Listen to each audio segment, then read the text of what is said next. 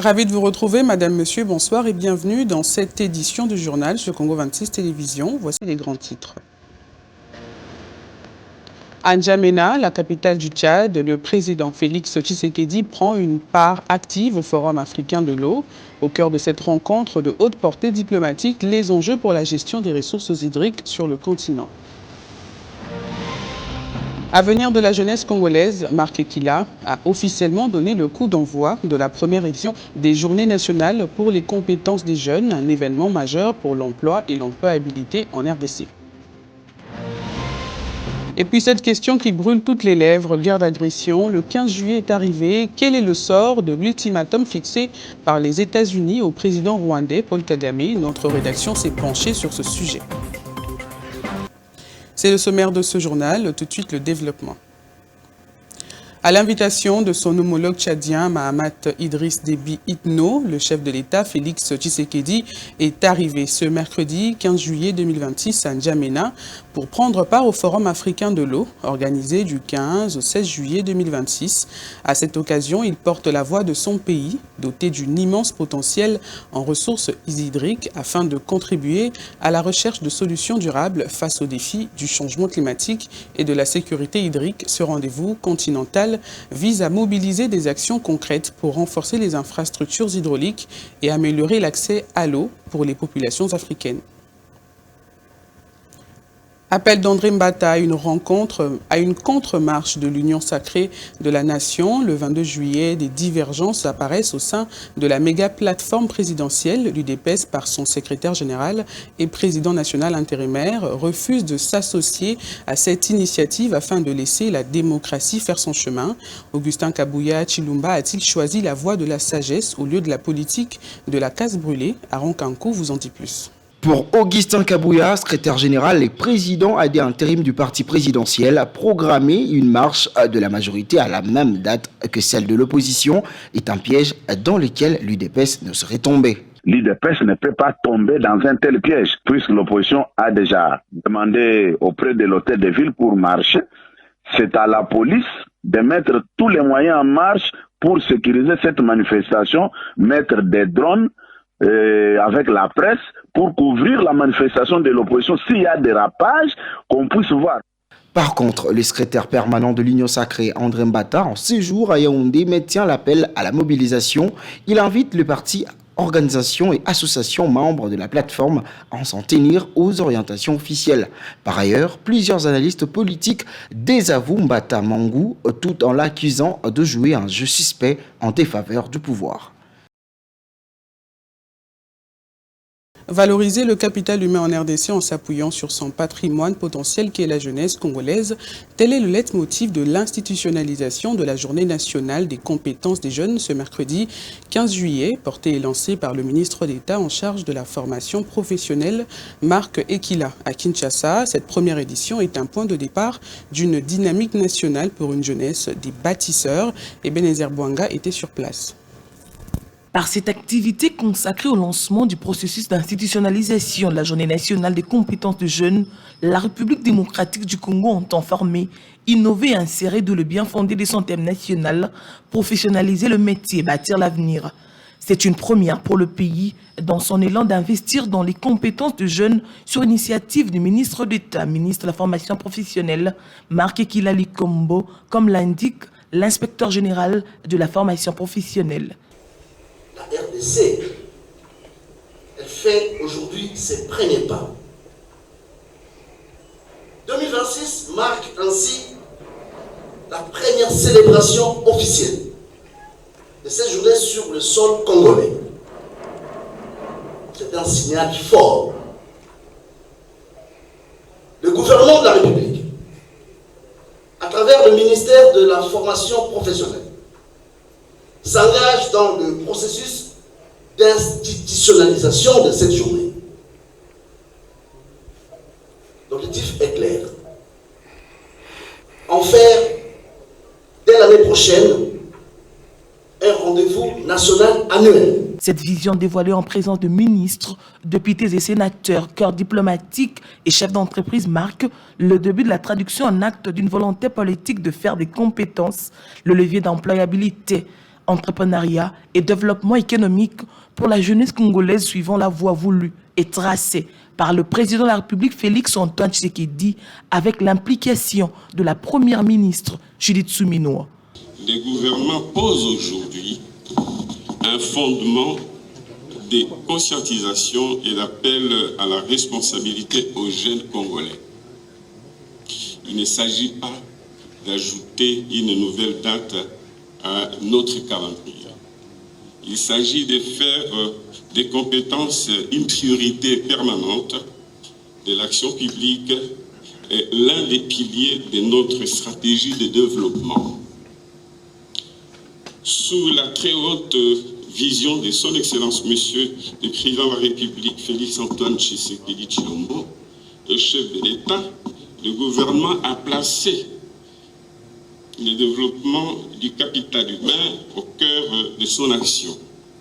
La cérémonie a connu la remise officielle de la base des données consolidées des compétences certifiées allant de 2021 à 2025 avec plus de 8000 lauréats formés. Ceci marque une étroite collaboration entre ministère de la formation professionnelle, ministère de l'emploi et du travail, ONEM. Ces lauréats, comme l'a dit le DG de l'ONEM, rentreront officiellement dans les données de l'ONEM.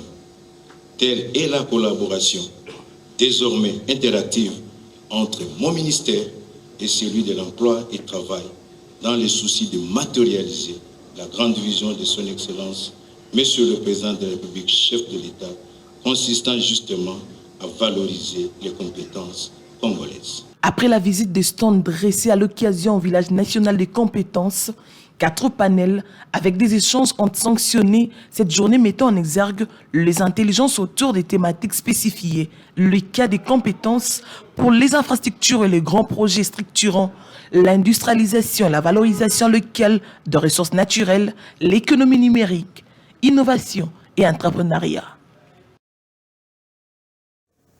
Au regard de la portée des faits face aux besoins et l'urgence en RDC, le ministre de la Formation professionnelle se fonde sur l'engagement collectif pour le développement du capital humain. Marc Ekila présente des réformes avec validation des acquis, des expériences parties de l'assainissement des centres non viables avec un accent sur les compétences des jeunes, un moteur de développement pour les faire connaître et les mettre à la disponibilité sociale. Écoutez l'extrait de la communication du ministre choisi par Ebenezer Bouanga.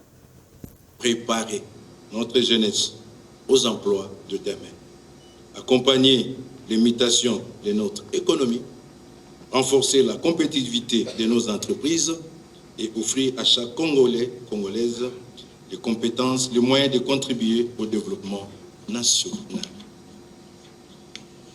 C'est dans cet esprit que notre ministère poursuit la modernisation du système national de formation professionnelle. Nous développons désormais une offre de formation plus proche des besoins des entreprises, renforçons les mécanismes d'assurance qualité, modernisons les référentiels de compétences et encourageons les partenariats toujours plus étroits entre les établissements de formation et le monde économique. Nous avons à ce titre engagé plusieurs réformes les plus structurantes de ces dernières années avec la validation des acquis de l'expérience. Cette réforme répond à une exigence d'équité et de justice. Elle reconnaît que les compétences ne s'acquièrent pas uniquement sur les bancs de l'école, mais également tout au long de la vie, dans les ateliers, les exploitations agricoles, les entreprises, les chantiers ou les activités artisanales, et que sais-je encore. Et dans le cadre des réformes, nous avons doté notre pays de la politique nationale de la formation professionnelle pour une durée de 10 ans qui suivent. Nous avons également, dans cette optique, produit un annuaire, l'annuaire répertoriant tous les métiers qui doivent être développés spécifiquement dans les 145 dans notre territoire et les raisons de développement des compétences. Et ça, ce sont des réformes présentées à titre indicatif. Pour assurer la qualité de la formation dispensée et créer des compétences, mon ministère s'est engagé dans l'assainissement des centres non viables. Guerre dans l'Est de la RDC, l'ultimatum du 15 juillet donné à Paul Kagame par l'administration américaine, le sommant de retirer ses troupes de territoires congolais occupés, n'a visiblement pas été exécuté par le dictateur rwandais dont les soldats continuent de massacrer les populations du Kivu. Il y a dès lors nécessité de s'interroger sans arrêt sur l'efficacité des sanctions américaines contre le Rwanda. Patrick Leconi. Décidément, le jeu malsain de puissance étrangère contre le Congo via le Rwanda de Paul Kagame est loin de sonner les claps de fin d'une période sombre. Que les Américains, par leur chef de diplomatie Marco Rubio, donnent le retrait de troupes rwandaises du territoire congolais avec comme ultimatum le 15 juillet 2026 sans que le terroriste de Mille Collines ne s'exécute, il y a anguille sous roche. Comme pour défier l'Amérique de Donald Trump, Paul Kagame et ses garçons de course de la FCM23 s'est prévalant de nouvelles conquêtes dans l'est de la République démocratique du Congo sans que la Maison-Blanche n'ait pu mot. À se questionner sur l'efficacité même des sanctions souvent prises contre l'agresseur rwandais, serait-il là de la poudre aux yeux ? Une manière pour les Américains de se dédouaner de leurs responsabilités, longtemps dénoncées dans les drames congolais aux visées hispanionistes avec comme point d'orgue l'exploitation de minéraux critiques. On n'est pas loin de la réponse affirmative à cette préoccupation. Il s'agit là d'une interpellation aux Congolais tournée vers les Américains dans la quête d'une solution magique à la crise sécuritaire que connaît le pays. À Bunia, chef-lieu de la province de l'Ituri, un climat malsain a été observé aux premières heures de ce mercredi 15 juillet. Des prestataires commis à la riposte contre Ebola ont pris d'assaut l'hôpital général de référence de la ville. Ils revendiquent leurs primes non payées. Depuis 2 mois, ils ont barricadé l'entrée principale de l'hôpital général et mis feu aux pneus hors usage. Une situation à la base d'une perturbation de mouvement dans la ville. Suivez les propos de Justin Joël Maragui, joint au téléphone de Tony Zolamiso. Bunia, dans la province de l'Ituri, les prestataires de différents centres de traitement d'Ebola ont organisé ce mercredi 15 juillet un mouvement de protestation pour réclamer les paiements de leurs arriérés. Munis de calicots et scandales des champs de revendication, ces agents de la riposte dénoncent plusieurs mois d'attente sans avoir perçu leur rémunération. Ils affirment que leurs multiples démarches auprès des autorités sanitaires sont restés sans suite. Et la manifestation a été dispersée par les éléments de la police nationale congolaise. Toutefois, les prestataires sont restés mobilisés aux abords de la division provinciale de la santé où justement se tient une réunion de coordination de la riposte contre Ebola. Ils exigent des réponses concrètes à leurs revendications. Jusqu'à présent, aucune autorité sanitaire provinciale ne s'est officiellement exprimée sur cette situation. Et ces mouvements interviennent alors que le ministre de la Santé publique, Hygiène et Prévoyance sociale, Roger Kamba, avait annoncé que le paiement de toutes les équipes engagées dans la riposte contre Ebola serait désormais effectué par voie bancaire dans le but de garantir davantage de transparence et de régularité. Et selon les manifestants, cette mesure n'a toujours pas été concrétisée, alimentant leur mécontentement. Donc à Bunia, la situation demeure calme, mais les prestataires promettent de maintenir leur pression jusqu'à l'obtention d'engagements clairs sur le paiement de leurs dus.